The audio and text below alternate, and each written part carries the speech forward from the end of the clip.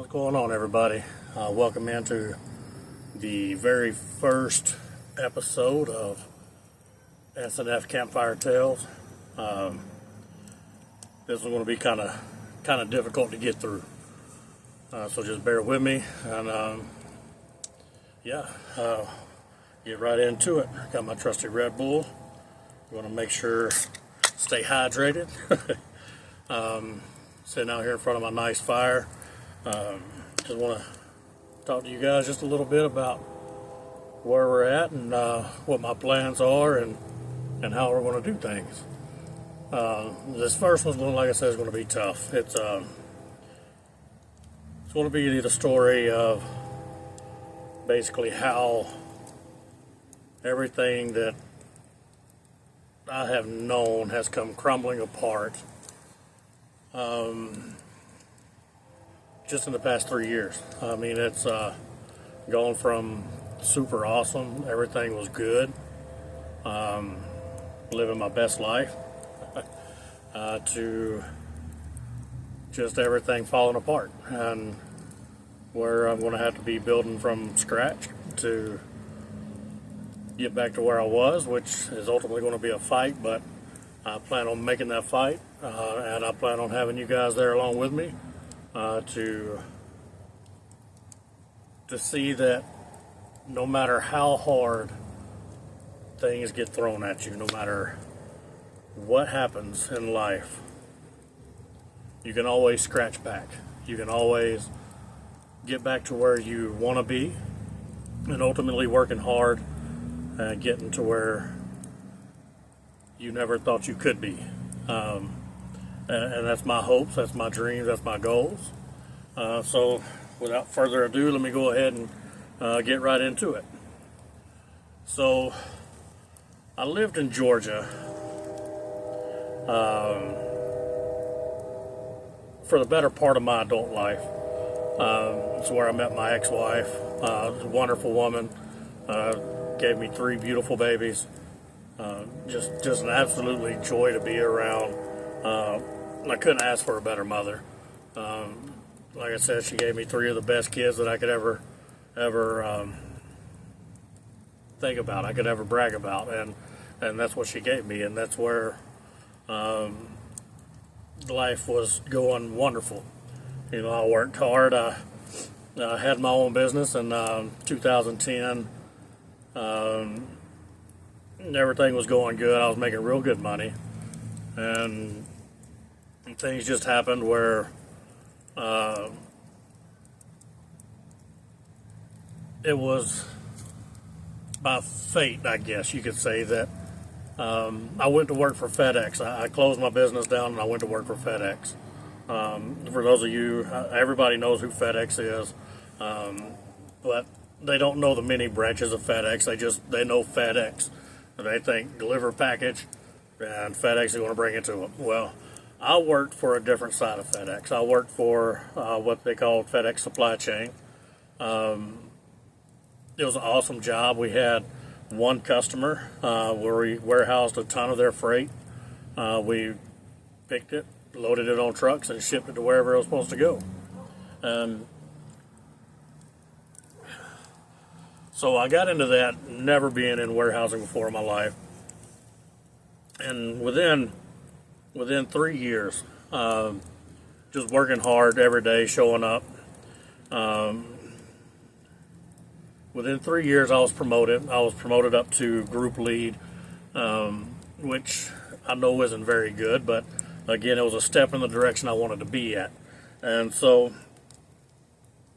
when I got there, I worked hard. I focused on making sure that everything that was ever asked of me was done.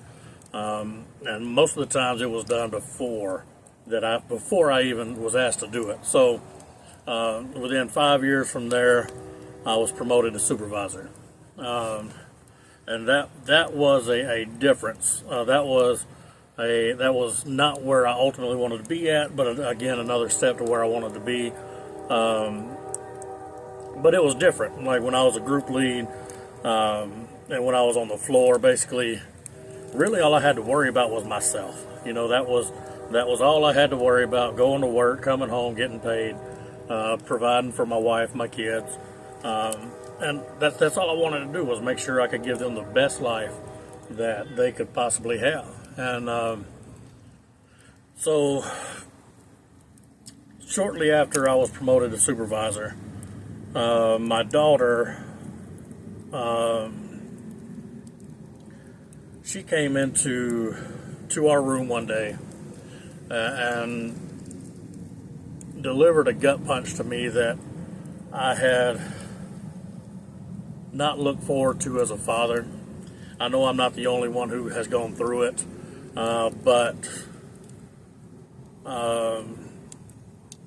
no child should ever have to go through the pain that she went through at the hands of a monster.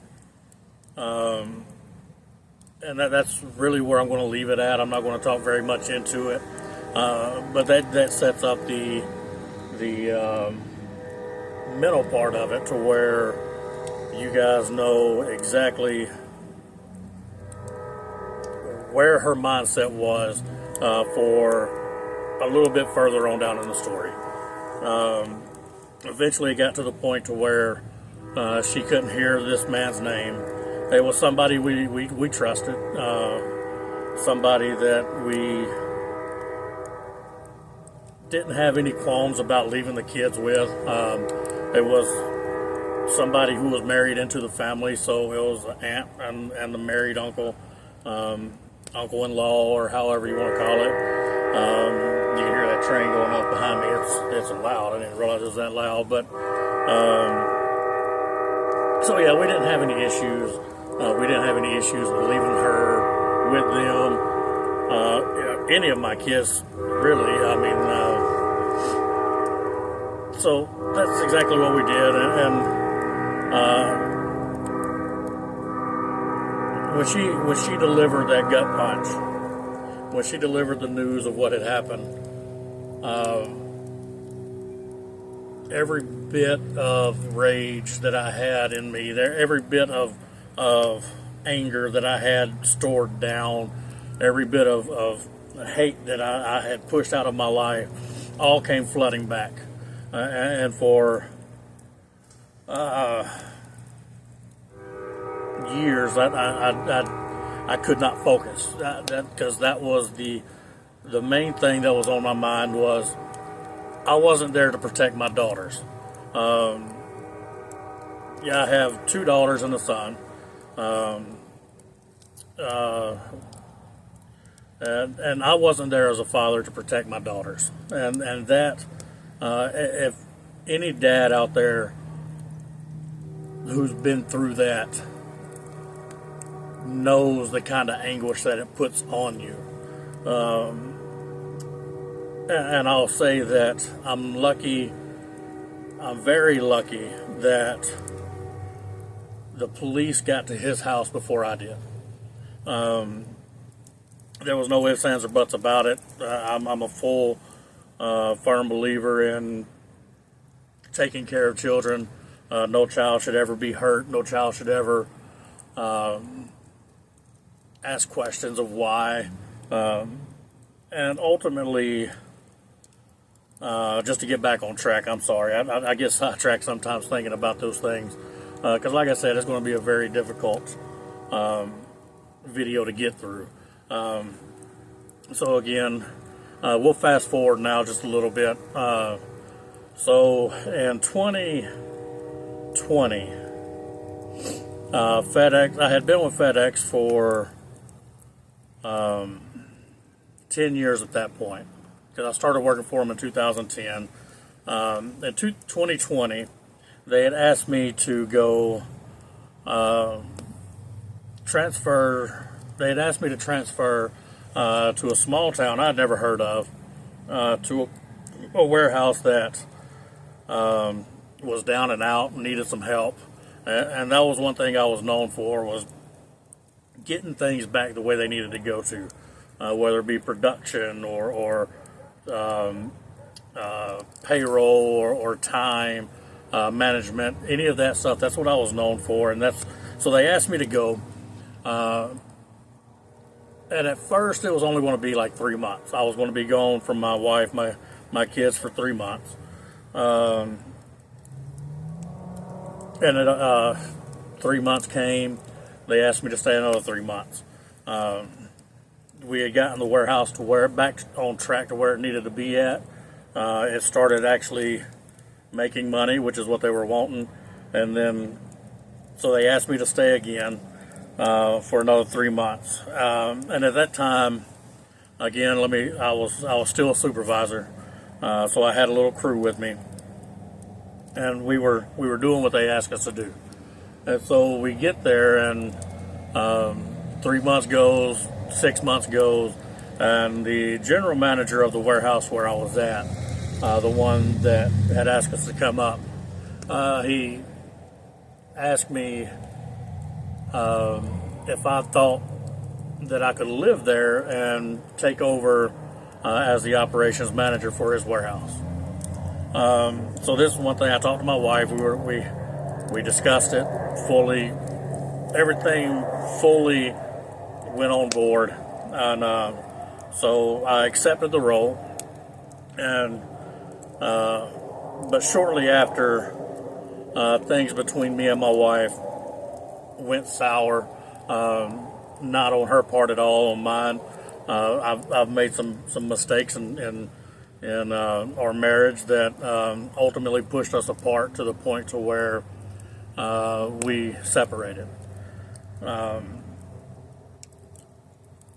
With that being said, we're still really good friends. She's like I said, she's a really great woman. I respect her mother, my mother-in-law. They're wonderful people. I couldn't have asked for better mother, better mother-in-law. And they're going through their own stuff right now in their own right that is very difficult. So I'm going to get off of that subject for a minute. So, but fast forward a little bit more. My daughter asked me if I could, well, let me go back just a little bit. I skipped some steps. So, shortly after me and my wife separated, like I said, I had done some things that I wasn't proud of that put a rift between us. I started talking to this wonderful woman. I can't say anything bad about her. She was an amazing woman, and her name was Stephanie. And within 2 months of just actually talking with Stephanie and hanging out with her and going out and doing the stuff that was fun, I fell in love with this girl. I fell madly in love with her, and she reciprocated the feelings. She was always there. Eventually, we moved into an apartment in Mount Juliet, Tennessee, right next to the Walmart. If anybody knows where that's at, we had an apartment over there, and her son was with us. My kids, they came up. They come up and they go back to Atlanta. They come up, the visitation, which there was really no set visitation. It was just, hey, can we come up? Absolutely. I'm never going to deny my kids. And so around July of 2021, my daughter, who was still struggling, at this point it started developing night terrors where she would wake up screaming. If she saw this man in public, she would freak out. She would lock down where we basically have to leave anywhere, or they would have to leave anywhere that they were anytime they saw him. If she heard the name, she would lock down. And this hurt her so much that I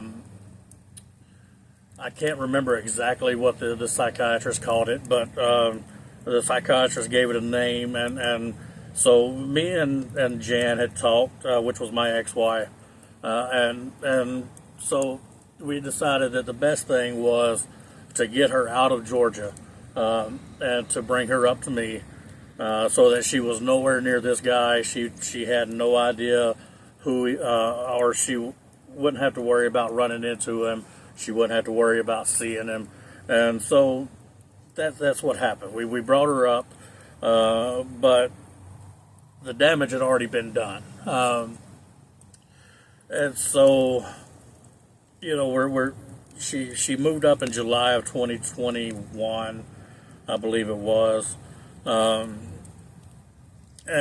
the first month was wonderful. But then the mental side started coming back out of what she was afraid of, and the night terror started happening again. And November of 2021, my baby looked at me as we were sitting outside of our apartment, which was on the third floor. We had a nice little third floor balcony that looked over out into the play area of the complex, a little bit over the interstate. And we were sitting out there talking, and we had been cutting up and laughing, and something was said, and something clicked in her head. You could see it. The moment that it did, the tears started welling up in her eyes, and I knew something was wrong. So I just kind of said, "Baby, are you okay?" And the words that she spoke next are going to be forever etched into my brain. That something that I'll never forget. As a dad, it was worse than finding out what happened to her. My baby girl looked at me and she said, "Daddy, don't cry when I die." And this struck me, like this hit me hard. Like I had no idea what she was talking about, what her intentions were.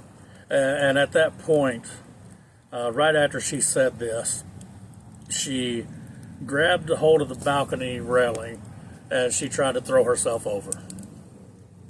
Luckily, I was close enough to where I could catch her before she went over. But at this point,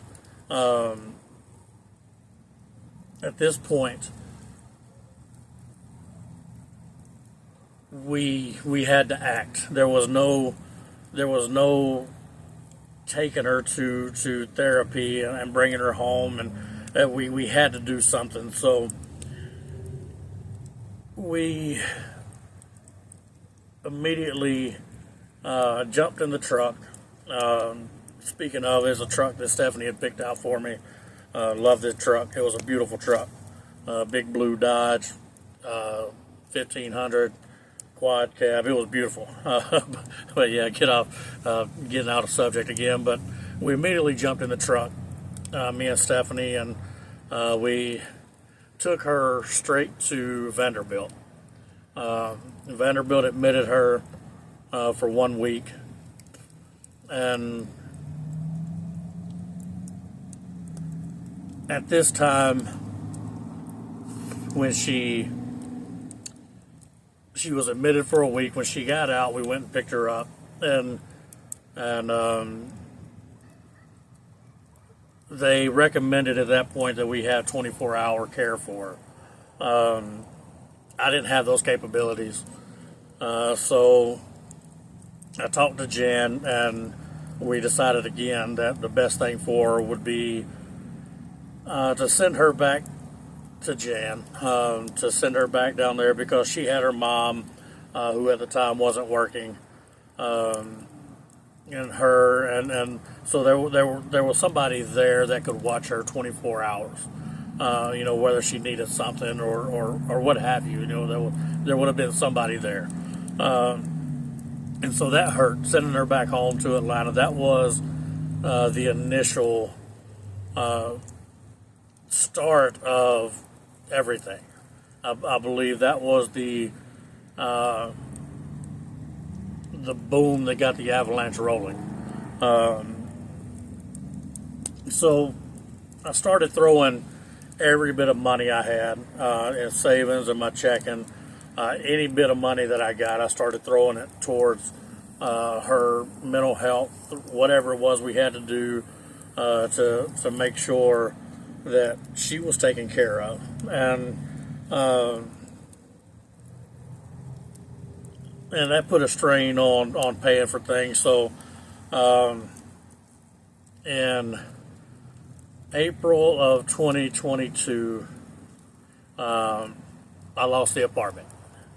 Luckily, me and Steph, we're still together at this point. We're still madly in love with each other. And she offers to, well, her dad offers to let us move in with him on his property. He had a trailer on one side of it and the house on the other. And so we decided to move in with her dad. And Stephanie was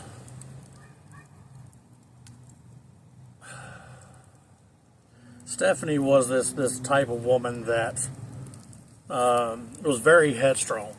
I can still hear her in the back of my head saying, "What are you doing, stupid?" Like, "What is this? What are you doing, stupid? Let's do it this way."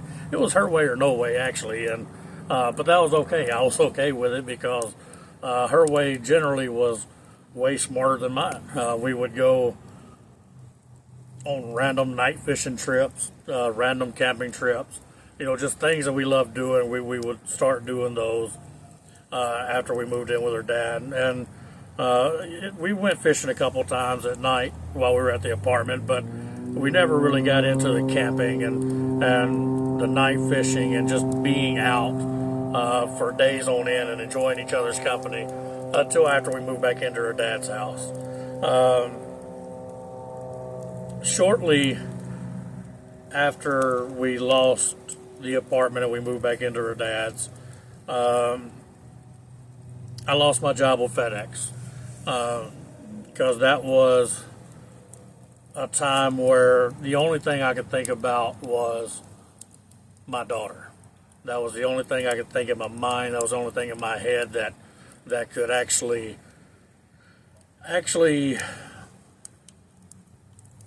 have any room there. Like, she was all that I thought about. Every second of every day, I'm trying to figure out what I could do, and I let my work go. The job that I prided myself on so much, I wasn't able to focus on it, and eventually I started messing up people's time cards, which that's a big no-no. Not signing off for vacation, things of that nature, and then just missing simple stuff here and there that I never missed, that I never did.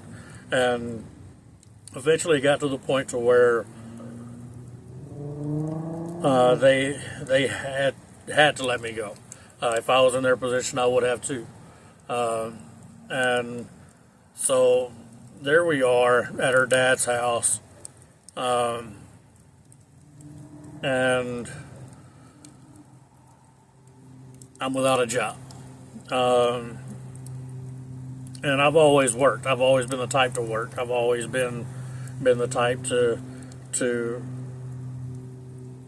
go to work. I don't like not being at work. I don't like not being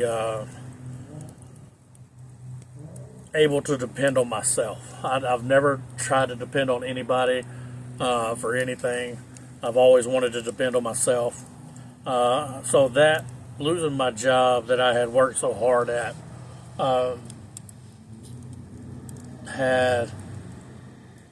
was ultimately the second thing.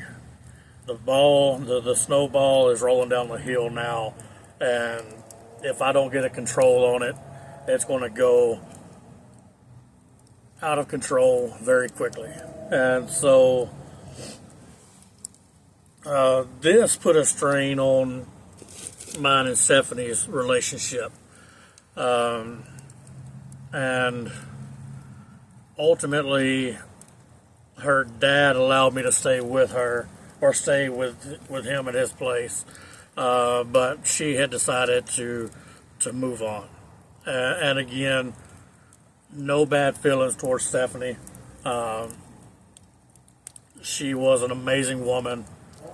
She always will be, in my eyes and in my heart, the absolute love of my life. And so she had decided that she was going to move on from me. So she moved out, moved in with somebody else. This was around October of 23. So you see the time frames as I'm skipping times. There's not much happening between 2022 and October 2023 after I lost my job. There was a gap of time where I had enough to where I could relax for a few months before I had to go back to work. There was a severance package given, and I could just kind of relax before I had to go back to work. So around November of 2023, me and Steph started talking again. And it was like we never missed a beat. We started hanging out more. We started doing the things that we used to do. And she pushed me after all, she wanted me to do my own thing. She wanted me to open my own business. She wanted me to go out and just do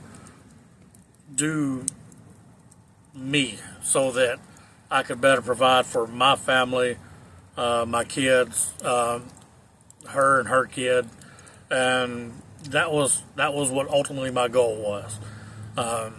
So I made a deal with her that I would go back to work for a few months, just to kind of replenish the money that I had went through without being on a job. And so that's what I did. I went to work for a company called, well, I'm not going to say the name of them. Well, I can, Estes Express. This was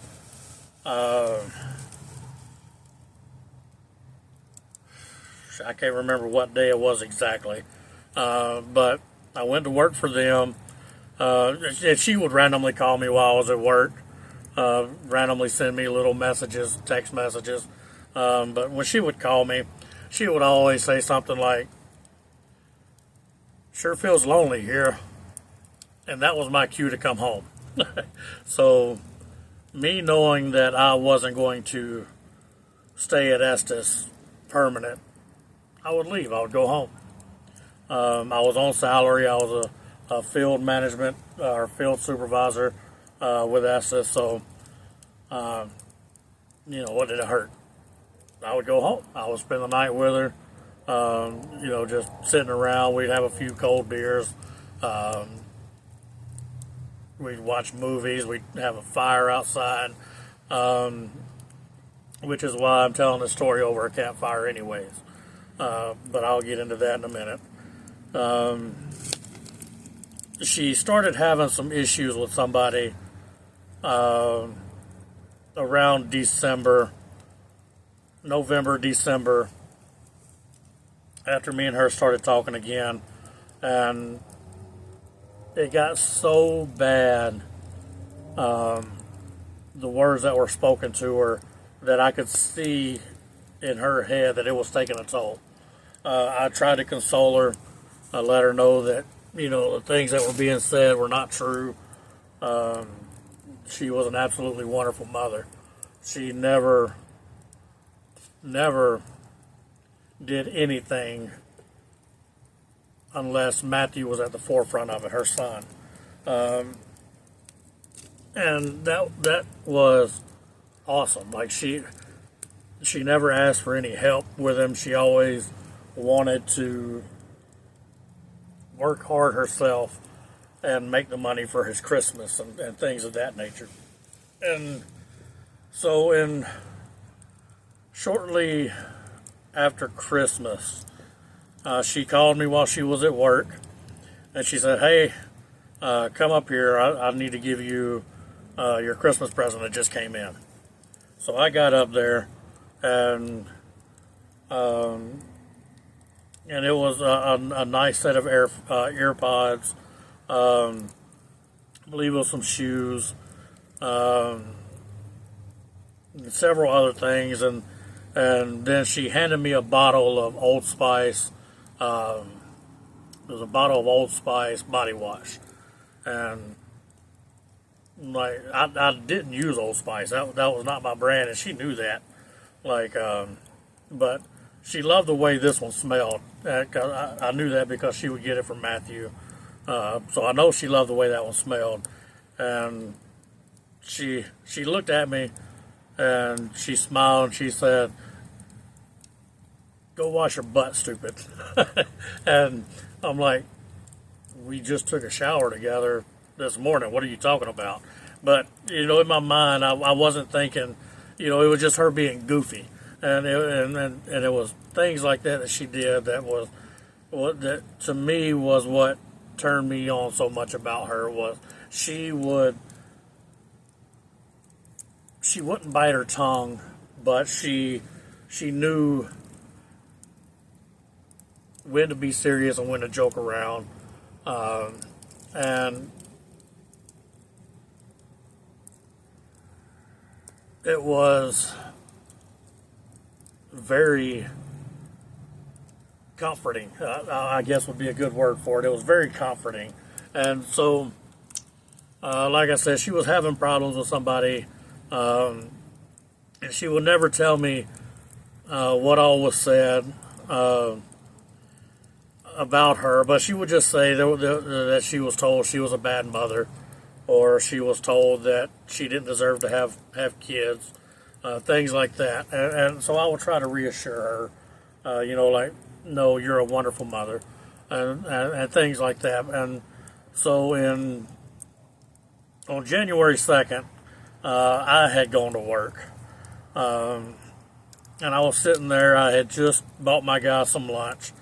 I think it was Long John Silver's. They had wanted some Long John Silver, so I went out and I bought it, and I was coming back to lay it out on the break room table so that everybody could come in and eat.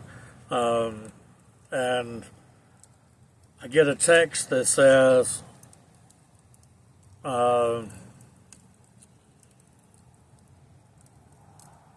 "I never told you how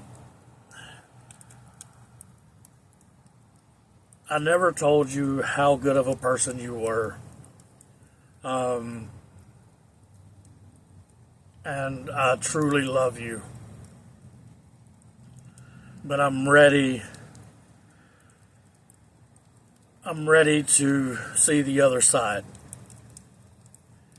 Keep being you, and know that I'll love you forever, and I'll see you on the other side." And I drove so fast to get to my house that I was praying that a cop would just get behind me so that he would just follow me. And so I get there and I run inside, and I start screaming for her. I don't see her anywhere. So I run to her dad's house because I know Matthew's there. And I go in and I see Matthew, and I said, "Matthew, have you seen your mom?" And he goes, "No, she says she was going down to the house to sleep." And so I took off running. Her dad has a lot of land here in Lebanon, Tennessee. And there's a trail that goes down to the old power lines. There's wooded areas. But it's a nice little trail. It's got trees on either side of it. It's got a little pond. It's got everything. And so I take off and I run as fast as I can. And you can see I'm a big guy, so running fast is not my forte. But I run as fast as I can. And I'm calling for her, and I'm screaming for her, and I'm looking around like, where is she at? Where are you at? Where are you at, Steph? Where are you at? And at this point, I hear a blood-curdling scream from her brother. And I hear her mom screaming, call 911. And I take off running back up the trail to see where they were at. And I get to the top of the trail, and they're right there on the trail. And in my mind, I'm thinking she would be somewhere passed out on the ground if she were going to do anything. I was thinking maybe pills or something of that nature. So I'm looking down. I'm looking down. I'm looking down. I'm looking everywhere on the ground for her. And I ran right past her, within 2 feet of her, and didn't even see her. But she had hung herself from one of the trees on just off the path. And so I go and I immediately start CPR, and I'm doing chest compressions, I'm doing breaths. I'm hearing her mom screaming, I'm hearing her brother screaming, and I'm doing chest compressions. I'm doing everything that I possibly can to bring her back. And I never thought in my life, that the last time that I would be able to put my lips to hers would be the time that I was trying to bring her back to life. But it was too late. The ambulance got there and they pronounced her. And this just was the pain that I never thought I would feel. Because like I said, this woman was everything to me. I truly 100% believe that she was my soulmate. She was everything to me. And so that hurt. That hurt bad. That happened on January 2nd of this year, 2024. And after I lost myself, 100% lost myself. I couldn't focus at work again. I couldn't sleep. Every night that I would try to go to bed, something would happen. I would roll over and I would smell her on her pillow, or I would smell a whiff of the perfume that she loved, or I would hear something that sounded like her, and I just couldn't sleep. These things they ate at me, and they ate at me. And eventually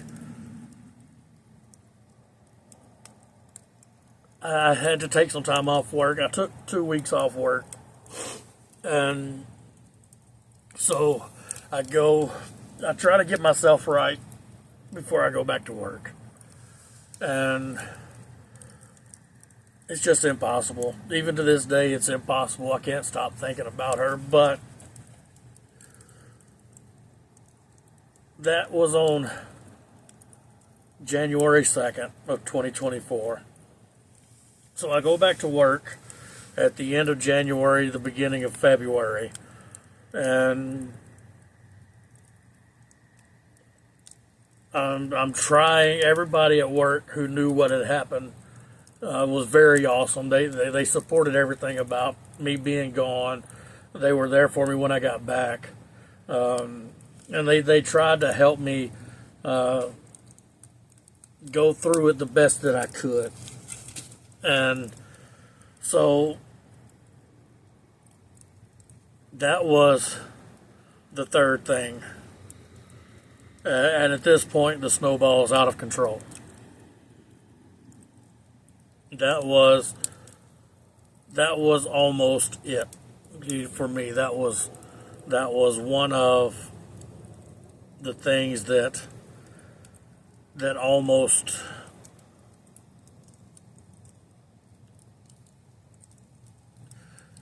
took me out. And so I talked to the chaplain at work, which Estes has a work chaplain, which is awesome. A lot of people don't. And you know, he was there for me. He prayed for me. He did everything that he could. And eventually I felt some kind of comfort in that. And so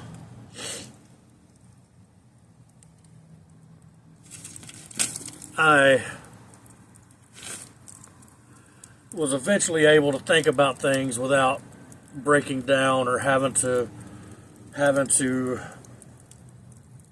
leave. But it did affect the way I worked because I would just zone out at work. But we'll skip to one of the last things that happened that ultimately was just part of this 3-year stretch that had me questioning things.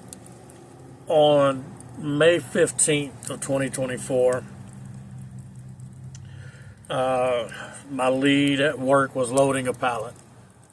I was out there watching. I was helping wherever I could, just to make sure things went right.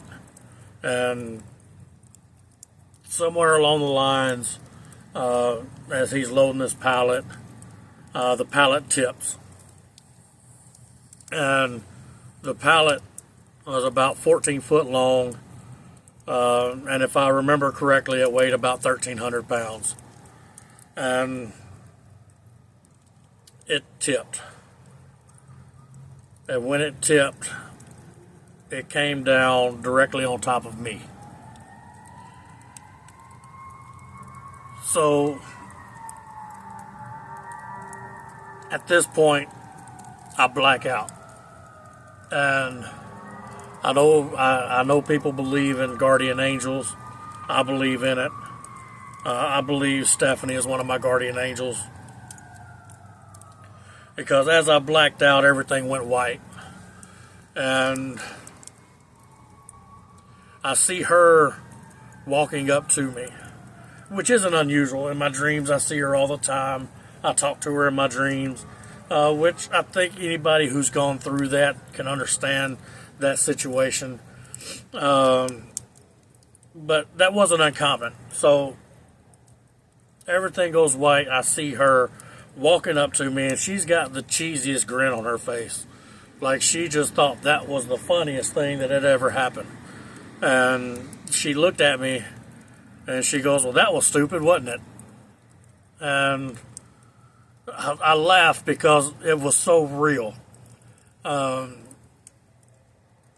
And she looks at me and she goes, "I love you, Brandon, but it's not your time." And about that time, everything came back into view. Everything, like everybody was working on getting me out from under this pallet. And my buddy who dropped the pallet actually told me at one point that when I came through, I looked directly at him and I was smiling. And I believe him. I believe I was smiling because I got to see her. And so that, but they're working on getting me out from underneath this pallet. And finally they do, and I stand up and I walk over into the trailer that we were loading the pallet into, and I kick off my boot. And it's just blood was pouring everywhere. And so I tell you, might as well call an ambulance. Like I'm not going to make it through. I'm not going to be able to make it to a hospital by myself. So they did. They called an ambulance, and they come to find out through all of that I broke 4 vertebrae in my neck, 2 in my back, and multiple bones in my leg and foot. And this was the 4th thing, because this took me out of work. This took me out of everything, and all the money that I had set aside to do this with Stephanie, I had to run through that. And because I was getting paid workers' comp, which I still am, but it's only a percentage of my overall salary, which brought everything way down. So I had to ultimately burn through my savings again, burn through my checking account, until it got to the point to where I was trying to figure out how to live off of the small percentage that I was getting through the insurance. And so that truck that I love so much, that Stephanie had picked out, I had to make a choice between my house and my truck. And at this point, my daughter's living back with me. Not the one that had tried to kill herself, but my youngest daughter had moved in with me at this point, to try to help as much as she could with me recuperating and things like that. But so if it had just been me, I would have chose the house any day. That truck meant more to me than anything because of who picked it out and the story behind it. But with my daughter here, I made the choice to let my truck go.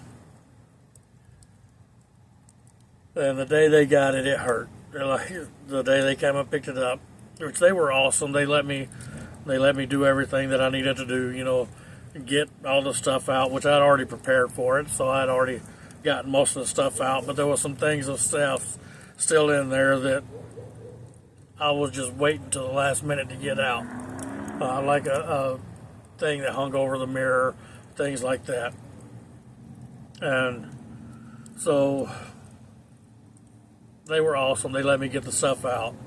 And then they took the truck. And that hurt. That hurt bad too, because I know you're thinking, oh, it's just a truck. You can get another one. I can't get another one that she picked out. I can get another one that I think she would like. I can get another one that I would hope she would like. But I can't get one that she actually picked out. And so, with all that happening and everything, it seems like it's happened so fast, but it's been a period. Like I said, it started three years ago. It's been a period of just snowball after snowball after snowball to eventually it's out of control. So my daughter goes home to Atlanta last week. It was Wednesday she left. And she'll never know this unless she watches this video. But the night she left, I had planned on going and being with Steph. To use the right words, I guess. I don't want to say too much, but I had planned on 100% going to be with Steph. And so I'm sitting there in my bed. Smith & Wesson was laying beside me. And so I flipped on the TV because I was wanting to try to occupy myself with something beforehand. And I flipped on YouTube. I don't know why, I don't know how. And I see a picture of this guy. Never met him, he's never met me. Eventually maybe I would like to shake his hand, but or both of their hands. But I see a picture of this guy, and he's crying. This is just the thumbnail of this video, and he's crying, and he says, "I almost lost my best friend." And so I'm like, okay, let me watch that, because I just lost the love of my life, my best friend, and maybe see something that I'm not seeing. And through this, I see pain in his eyes, pain in his friend's eye, that was real.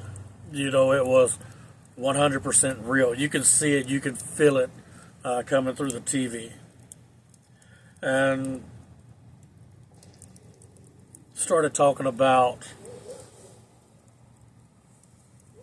the pain that it would cause everybody, the pain that it would cause them, himself, just to know that his friend was gone. And that got me thinking about the pain that it would cause my kids. And so I made the choice right then and there that I was not going to be a statistic anymore. I wasn't going to be a statistic. I was going to get myself together. And I was going to fight hard for my kids. I was going to fight hard for the memory of Stephanie. I was going to fight hard for Jan and her mom, that are going through so much right now on their own.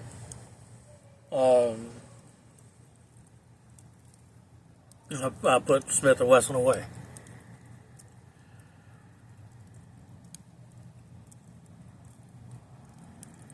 And now, here I am. I'm telling you the story of how it happened. How a man who does not know me from Adam, doesn't know the pain that I have went through, the agony that I have been through the past 3 years. He doesn't know any of that.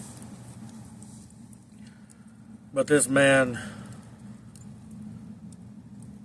saved my life. And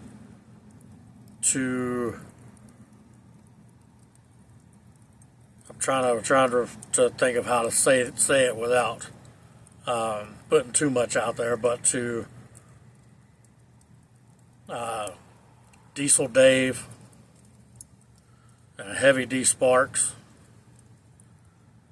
to you guys, I'm forever grateful.